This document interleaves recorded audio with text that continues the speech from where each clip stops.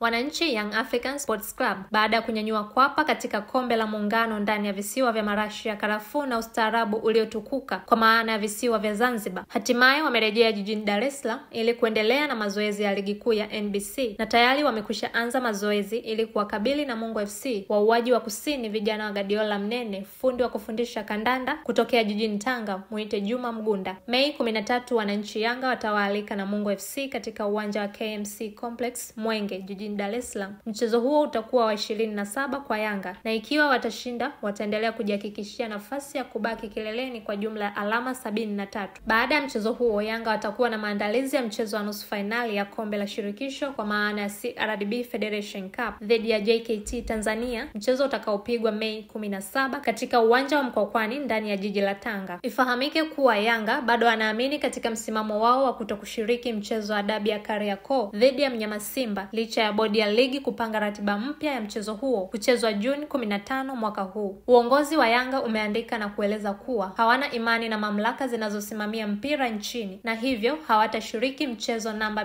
184 dhidi ya mnyama Simba licha ya mchezo huo kupangiwa tarehe mpya baada ya kuahirishwa Machi 8 mwaka huu. Je, nini kitajiri kwa mabingwa hawa watetezi wakiwa wanahitaji kuchukua kombe la ligi kuu kwa mara ya 4 mfululizo? Naitwa Jessica Bitus. Asante sana kwa kuendelea kuiamini na kuipa nafasi wa Kusoma Media. Mpaka wakati mwingine.